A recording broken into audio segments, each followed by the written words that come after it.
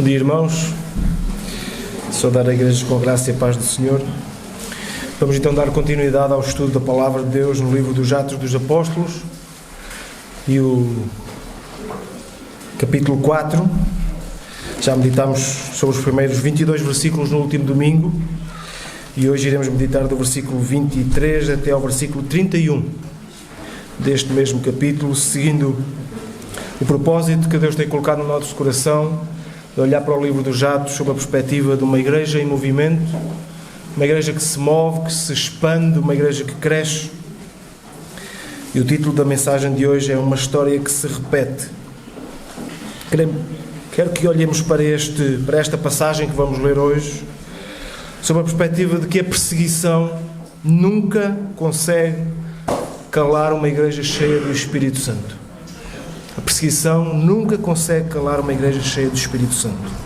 Sempre que os homens tentam silenciar a fé, Deus usa essas mesmas dificuldades para aprofundar a comunhão da igreja, para renovar o seu espírito de oração, para fortalecer a confiança e acender no coração da igreja ousadia na pregação. Quero-vos ler um pequeno texto histórico que eu creio que os nossos corações facilmente se identificarão. Diz assim este trecho: como a propagação do Evangelho crescia a olhos vistos, começaram a surgir as primeiras reações nefastas em relação aos crentes e principalmente em relação aos mensageiros que se deslocavam com a intenção de pregar o Evangelho. Eles tinham-se de deslocar até de comboio, percorrendo depois a pé a distância de aproximadamente 4 km, tendo de, depois da reunião, empreender a viagem de regresso nas mesmas condições.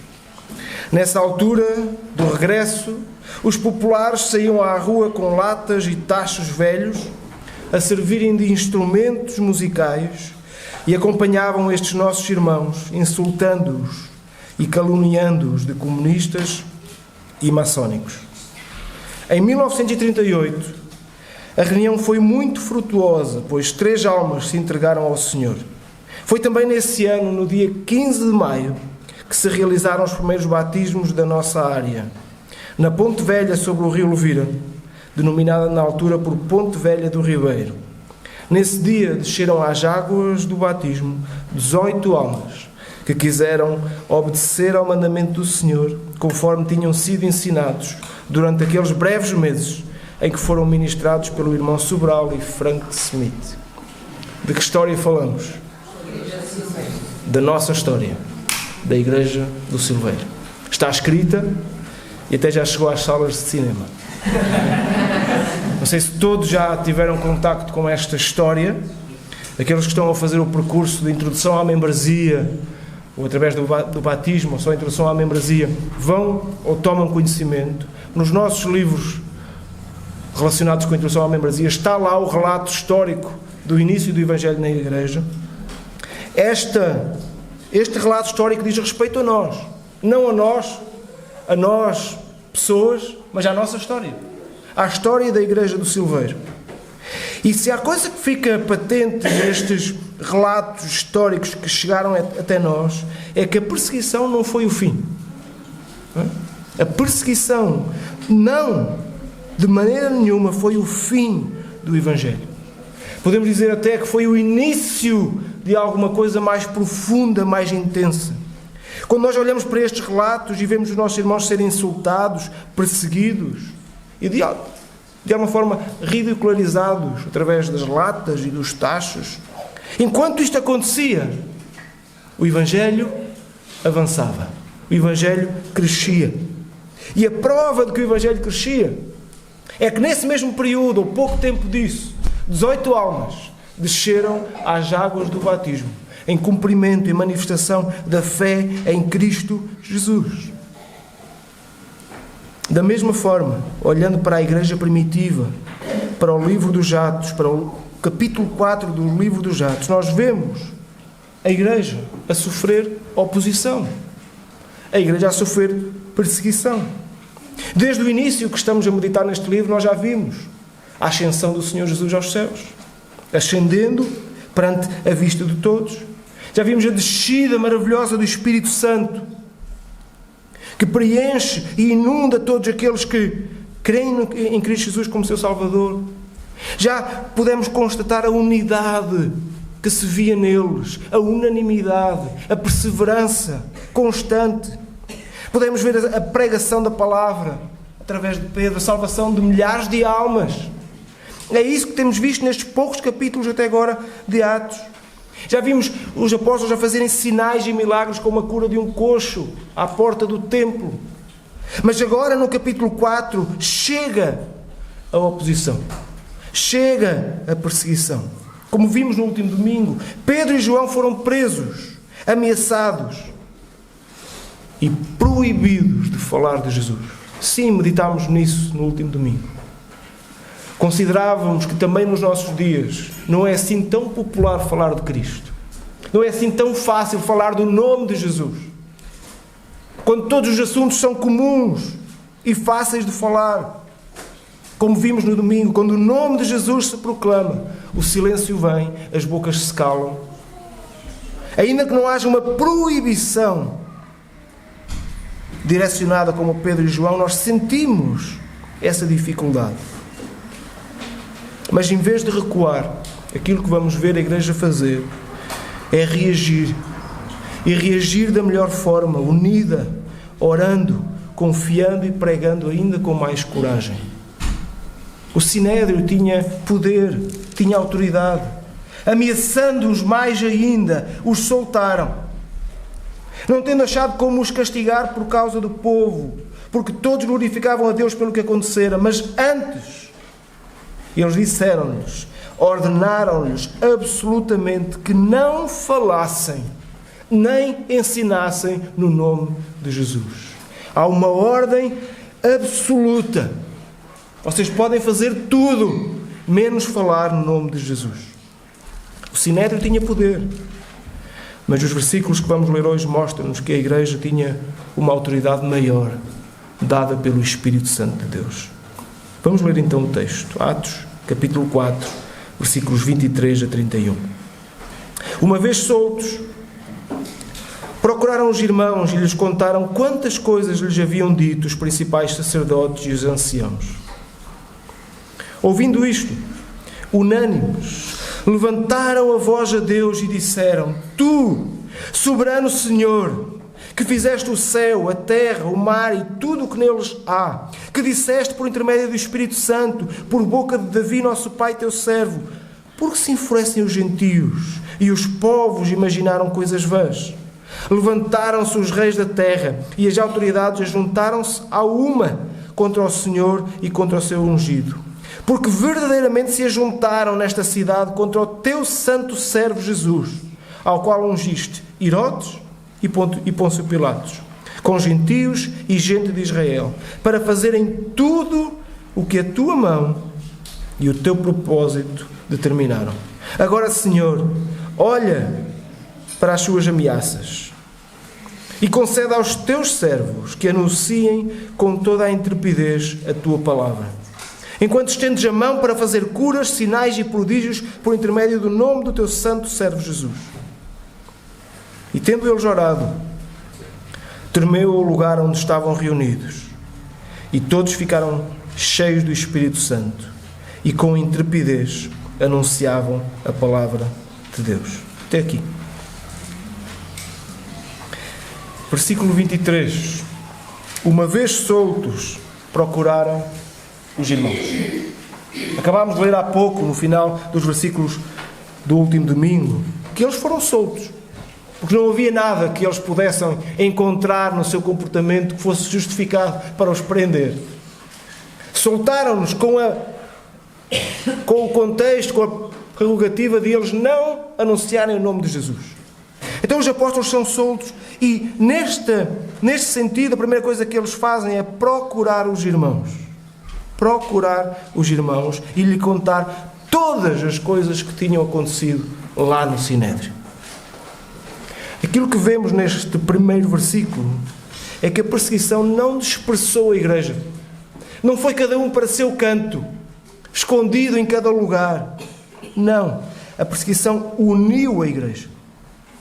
Os do Sinédrio proibiram os apóstolos de falar de Jesus. Mas eles não se esconderam. Eles não fugiram. Eles procuraram a comunhão da igreja. Eles procuraram estar juntos, unidos. Após estas ameaças, os apóstolos voltaram para os seus companheiros. Procuraram os irmãos. Isso é a coisa que mais pode definir a nossa experiência e o nosso caráter cristão. É olhar para a igreja conforme estes irmãos olham. Olhar para a igreja como o verdadeiro lugar onde nós encontramos a verdadeira comunhão. Quando nós crescemos na fé, nós passamos a olhar para a igreja desta forma. Como o único lugar onde nós podemos encontrar comunhão. Verdadeira comunhão. Segurança. Verdadeira segurança. E propósito. É aqui. É na igreja que nós encontramos tudo isto. E os apóstolos mostram-nos exatamente isso de uma forma prática. Este episódio prova mais uma vez. Nós temos visto isto constantemente. E a palavra tem-nos provado constantemente isto. Tem-nos provado a impossibilidade de vivermos a nossa fé em Cristo sem que a igreja faça parte essencial desse nosso caminho. Não podemos. É impossível vivermos a fé em Cristo Jesus sem que a igreja desempenhe este papel principal nesse processo. É impossível. Sem que a igreja seja o lugar primordial onde os nossos corações encontram encorajamento. É aqui. Até neste contexto de oposição. Foi para aqui que os apóstolos quiseram correr. Foi isto que os apóstolos procuraram, a igreja. Aqueles que tinham a sua fé, que tinham a fé que eles tinham, a fé em comum. Portanto, quando as pressões aumentam, sejam elas pessoais, sejam elas corporativas, plurais, muitas vezes nós, como seres humanos, somos desafiados ao isolamento. Não é? Quando as pressões aumentam sobre a nossa vida, sobre os nossos ombros, nós isolamos-nos. Procuramos o isolamento, procuramos estar sozinhos. Achamos que nos fortalecemos mais estando sozinhos. Ora, este texto nos diz claramente que a resposta é contrária. Nós somos fortalecidos não no isolamento, mas na comunhão. Deus fortalece os nossos corações muito mais na comunhão do que no isolamento. A perseguição poderia calar vozes, mas não poderia calar uma igreja que se unia, que estava unida em comunhão. A proibição do Sinédrio conduziu à comunhão, conduziu à união. E estando unidos, procurados os irmãos, lhes contaram quantas coisas lhes haviam dito os principais dos sacerdotes e os anciãos. E ouvindo isto, diz o versículo 24, ouvindo isto, unânimes, levantaram a voz a Deus. Qual foi a reação da igreja perante o sucedido? Perante tudo aquilo que os apóstolos lhes traziam, a informação que traziam acerca da proibição de falar do nome de Jesus? Qual foi? Orar. Oração. Ouvindo isto, unânimes levantaram a voz a Deus e disseram: Tu, soberano Senhor, que fizeste os céus, que fizeste o céu, a terra, o mar e tudo o que neles há. Nesta oração da igreja nós vemos 3 aspectos essenciais: a forma da oração, o conteúdo da oração e a raiz da oração. A forma já a temos visto. Unânimes. Esta palavra já não é original, já não é original, já não é a primeira vez que aparece no livro dos Atos. Lá em Atos 2 nós vimos que eles viviam unânimes, perseverando na oração. Toda a igreja reage às ameaças do Sinédrio com oração. Este é o resultado natural da cultura de oração que eles viviam, que vemos ser revelada lá nestes versículos que já mencionámos, em 2:42. Uma cultura de oração faz com que uma igreja naturalmente ore. Uma igreja que está treinada a orar, que tem uma cultura de oração vai a orar de uma forma natural. Quando alguma coisa acontece, a primeira reação é orar. Quando há motivos para dar glória a Deus, a primeira coisa que a igreja faz é orar, dar graças a Deus. Quando há um motivo de preocupação, de oposição, de perseguição, a primeira coisa que a igreja faz é orar. A isto chama-se cultura de oração. Que eles viviam e mostravam, perseverando na oração, não deixando nunca de orar, fosse qual fosse o contexto. Portanto, eles oraram de uma forma unânime, juntos, a uma só voz. Eles sentiam a necessidade de estarem unidos, não só na comunhão, como já vimos anteriormente, mas também na oração. É uma oração unânime, é uma oração unicamente dirigida ao Senhor, que brota da igreja. E o conteúdo é que eles exaltam a Deus. Exaltam quem Deus é. Antes ainda de pedirem o que querem, eles exaltam o Senhor. Tu, soberano Senhor, que fizeste o céu, a terra, o mar e tudo o que neles há. Soberano Senhor. Uma expressão que revela o poder criativo. Tu que fizeste todas as coisas. E o controle do Senhor sobre todas as coisas. A primeira reação da igreja é exaltar o Senhor.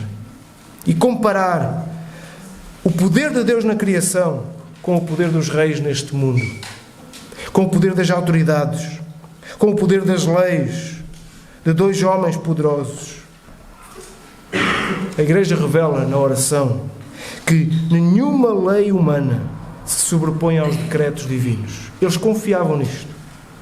Soberano Senhor, Tu tens poder sobre todas as coisas. Eles confiavam no poder de Deus acima de tudo aquilo que os homens lhes pudessem dizer. Dão exemplo de Herodes, de Pilatos, mas certamente pensavam no Sinédrio também. Eles sabiam que o poder de Deus era superior a todas as leis humanas que podiam vir sobre si. Eles olham para a majestade, para a soberania do Senhor, para a grandeza do Senhor, a sua grandeza em criar, em cuidar. E quando nós olhamos para a majestade e a soberania de Deus, na sua palavra, nos seus feitos, nos seus atos, naquilo que Ele tem feito na nossa vida, as nossas oposições vão tornar-se mais pequenas. Quando nós olhamos para a majestade de Deus, tudo aquilo que nos apoquenta torna-se muito mais pequeno. Tudo fica em perspectiva.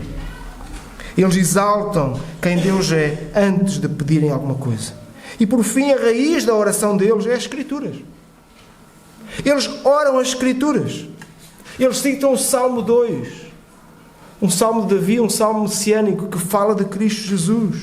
Um salmo inspirado pelo Espírito, que mostrava que os reis da terra se levantariam contra o ungido. Porque se enfurecem os gentios e os povos imaginaram coisas vãs. Levantaram-se os reis da terra e as autoridades ajuntaram-se a uma contra o Senhor e contra o ungido. A igreja lembra na sua oração a palavra de Deus. Pregar a palavra. Este salmo de Davi aponta para o tempo em que Cristo estabeleceria o seu reino. E Davi lembra as intenções das autoridades humanas em tentar frustrar esse propósito e esse plano. Mas a igreja mostra na sua oração que a rebelião humana contra Jesus foi prevista por Deus. E não colocava em causa a soberania divina, mas tudo estava nos planos e nos desígnios de Deus. Nesta cidade, contra o seu santo servo Jesus, ao qual ungiste Herodes e Pôncio Pilatos, que duas autoridades tão grandes, não é? Gentios e gente de Israel. Para quê? Para fazerem tudo o que a tua mão e o teu propósito predeterminaram. A proibição do Sinédrio conduziu a igreja à oração e à confiança num Deus soberano. E agora eles revelam que estes homens, ou as autoridades humanas, que se juntaram contra o seu santo servo Jesus, apenas fizeram aquilo que o Senhor já tinha predeterminado. Eles apenas fizeram aquilo que o Senhor já tinha planeado para o seu amado Filho. Eles oram as Escrituras, oram com uma teologia profunda, oram uma teologia profunda. A teologia de que até os inimigos cumprem os planos de Deus. Que soberania maravilhosa do nosso Deus. Eles dizem claramente que tanto judeus como gentios, que era o que representavam estes dois homens, estes dois povos, com suas decisões, com os seus apelos, perante estes dois homens também, são responsáveis pela crucificação de Jesus. Sim, estes dois homens, a multidão, os principais dos sacerdotes, todos eles, Judas, são responsáveis pela crucificação e pela morte de Jesus. No entanto, nem a morte injusta do Filho de Deus, porque não havia causa para matar Jesus, nem a morte injusta do Filho de Deus acontece à parte do plano e da vontade e do controle soberano do Senhor sobre todas as coisas. A Igreja ora revelando confiança na soberania de Deus, na soberania majestosa. A certeza do plano de Deus para o mundo é estabelecida pelo seu propósito soberano e garantido sempre pela sua mão poderosa. Nada lhe escapa. E estes primeiros capítulos de Atos ensinam-nos claramente a compatibilidade que existe entre a sabedoria, entre a soberania divina, e a responsabilidade humana. Deus é soberano.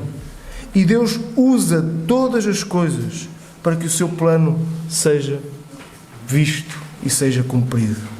E um dos maiores exemplos é exatamente este, o da crucificação. O da crucificação. Em que o maior mal da história, há pouco tempo meditávamos acerca da vergonha da cruz de Cristo, em que o pior mal da história, o ato mais injusto da história, foi ao mesmo tempo, pasmem-se, o cumprimento da vontade soberana de Deus. Como todas as coisas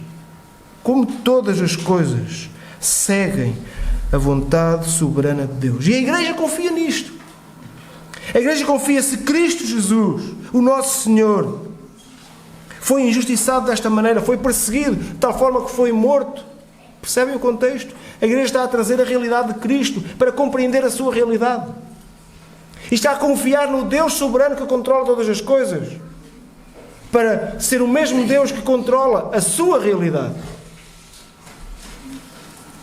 A perseguição da Igreja nos Atos, a perseguição da Igreja em todo o momento da história, nunca está fora do controle soberano de Deus. O que às vezes parece um retrocesso, o que às vezes parece uma derrota, é muitas vezes o cenário que Deus usa para o avanço do Evangelho. É o cenário que Deus usa sob a sua mão poderosa para o avanço do Evangelho. Por isso aquelas palavras de proibição estão absolutamente proibidos de falar do nome de Jesus. Conduziu nada mais, nada menos do que a confiança na soberania de Deus.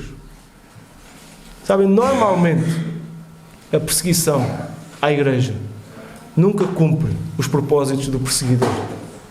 Antes, pelo contrário, o que acontece é o contrário. Não é?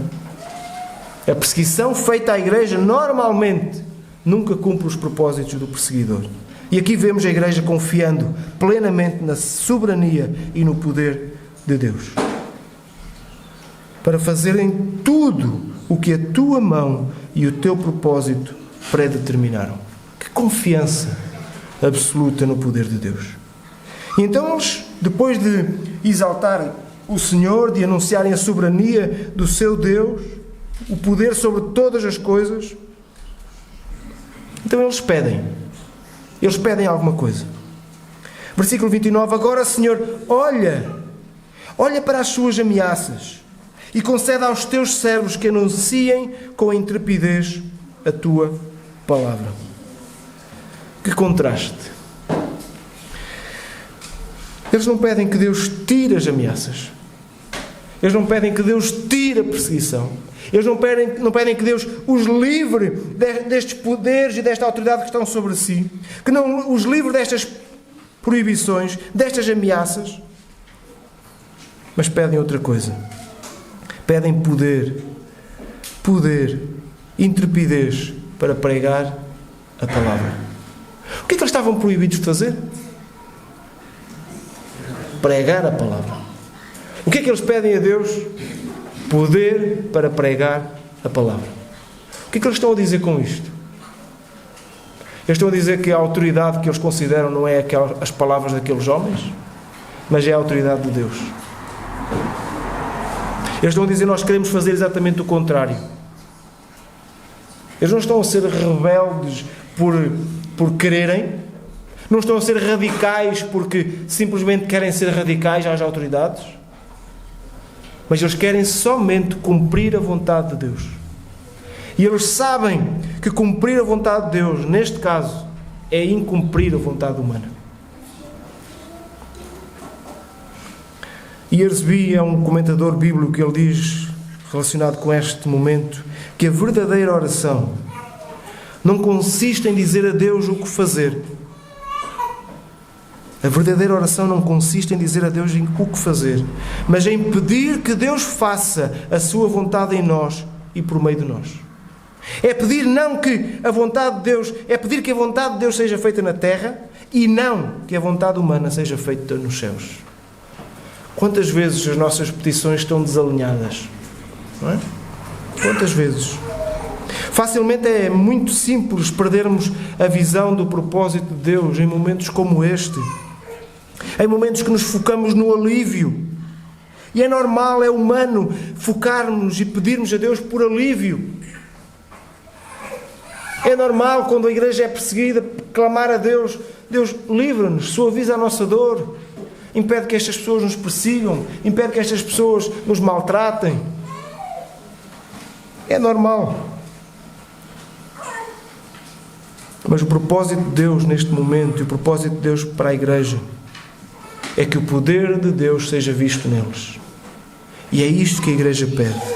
É exatamente isso que a igreja faz. Senhor, dá-nos força. Senhor, dá-nos intrepidez. Senhor, dá-nos ousadia. Senhor, dá-nos coragem. Não nos deixe um plano de fuga.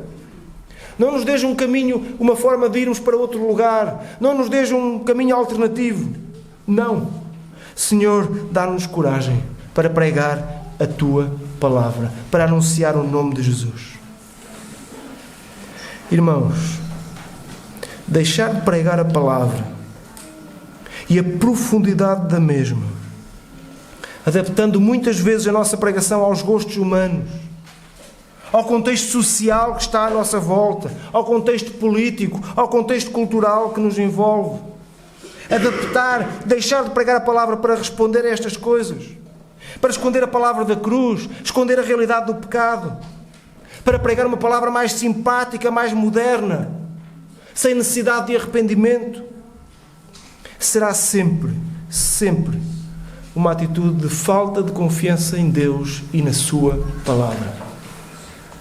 Adaptar a nossa pregação, escolher pregar de uma forma diferente do que as Escrituras mandam, será sempre dizer que eu não confio plenamente em Deus, nem na Sua palavra. Então precisamos pregá-la, precisamos clamar a Deus para que nos dê esta intrepidez, para pregá-la e vivê-la com toda a confiança e coragem. Pregá-la integralmente, pregá-la como ela é. A igreja fiel não orou por conforto, orou por coragem. Que a palavra seja a nossa única fonte de proclamação e vida. Sempre. A proibição do sinédrio conduziu a ousadia na pregação. Ousadia e coragem na pregação.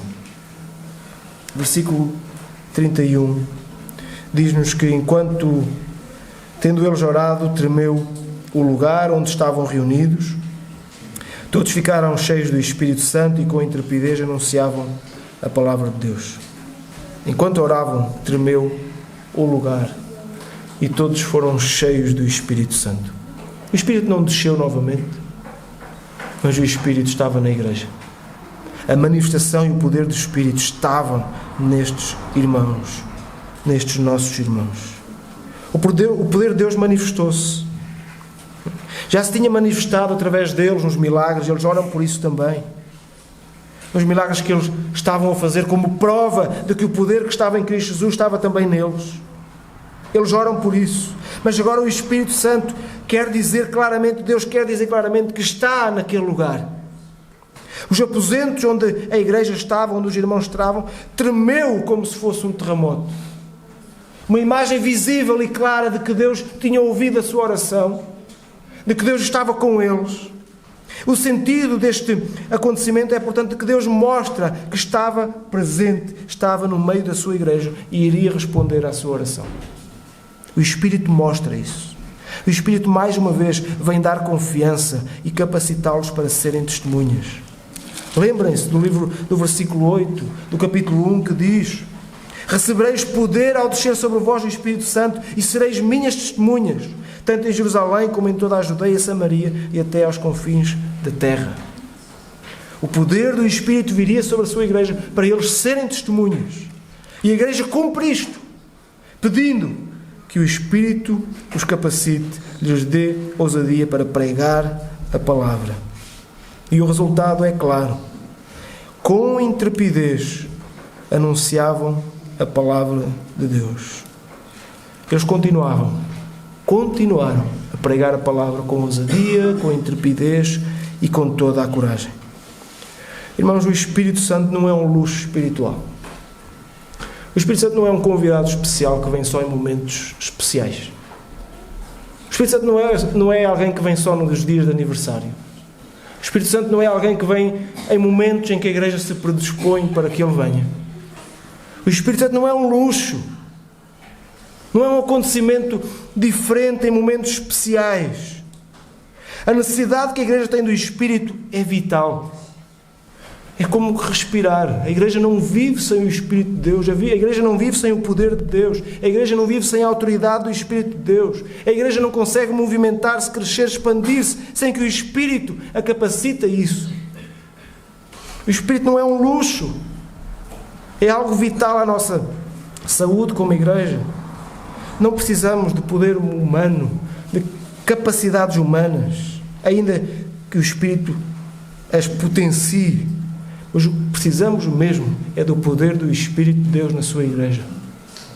O que nós precisamos mesmo é que o Espírito nos capacite a pregar com mais intrepidez, com mais coragem, a palavra e só a palavra de Deus. É só isso que precisamos. É do Espírito de Deus, é do poder de Deus, é do próprio Deus. Portanto, a proibição do Sinédrio conduziu à manifestação do poder de Deus. Era algo que eles não queriam ver. Não falem de Jesus, estamos fartos de ouvir falar de Jesus. Não queremos essas coisas aqui. Não queremos mais ouvir falar que Jesus curou alguém. Agora vocês também curam. Não queremos ver isso. Não mencionem o nome de Jesus. A proibição conduziu exatamente ao seu contrário. À manifestação do poder de Deus de uma forma visível. Visível. O Sinédrio podia ameaçar o que quisesse, podia dizer o que quisesse, mas não podia calar, nem impedir que o Espírito Santo agisse por meio da sua igreja. A igreja podia ser perseguida, podia haver oposição, mas a igreja não podia ser parada porque o Espírito Santo de Deus estava no meio da sua igreja. Em 1938, aqui mesmo no Silveiro, o Evangelho, como já lemos, também encontrou oposição. Como já lemos, já relembramos e sabemos, os nossos irmãos caminhavam quilómetros para se reunir, para anunciar a Cristo. Não havia templos confortáveis, não havia microfones, nem havia liberdade religiosa. Havia insultos, havia gente a bater em tachos e panelas para abafar a pregação, para que os mensageiros não viessem até aqui. Mas tal como em Atos 4, a proibição não parou a igreja. Fortaleceu-a. Fortaleceu-a. Quando os homens tentaram silenciar a mensagem, o Espírito ainda abriu mais as bocas daqueles que anunciavam o Evangelho. Abriu-lhes as bocas para anunciarem com mais intrepidez o Evangelho. Quando o ódio se levantou e se levanta contra a Igreja, em qualquer parte do mundo, em qualquer momento da história, o amor de Deus ainda fez os irmãos correr mais.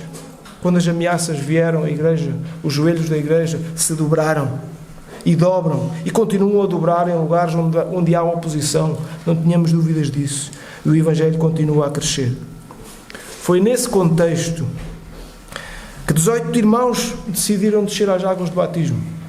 Naquele tempo. Foi nesse contexto em que a perseguição estava sobre eles, mas o Espírito os movia e fazia que a Igreja se movesse e crescesse. Irmãos, o mesmo Espírito que fez tremer este lugar onde a Igreja estava, é o mesmo que fez a fé em Cristo florescer aqui no nosso meio. É o mesmo Espírito que faz a fé florescer hoje no nosso meio. Os tempos são diferentes, mas o Espírito é o mesmo. É o Espírito que faz a obra. Ele continua a agir hoje. Não tenhamos dúvidas disso. Confiemos nisso. Confiemos no poder de Deus para a nossa vida pessoal. Sejamos pessoas que confiam em Deus na perseguição, na dor, na dificuldade. Mas sejamos uma igreja que, ainda que possamos não ter uma perseguição física, como esta história da igreja já provou que tivemos, temos outro tipo de perseguições. Perseguições mais indiretas. Ela pode não ser física. Mas, irmãos, a proibição de anunciar a Jesus mantém-se. Não é popular anunciar a Jesus. Não é popular viver como Jesus ensina. Que o poder da igreja esteja única e exclusivamente em Deus. E que segurança é essa? Já imaginam se o movimento e o crescimento da igreja dependesse de nós? Tínhamos que confiar em nós. Que coisa terrível é confiar em homens. Mas confiemos claramente no poder de Deus, visível em Atos e visível em nós.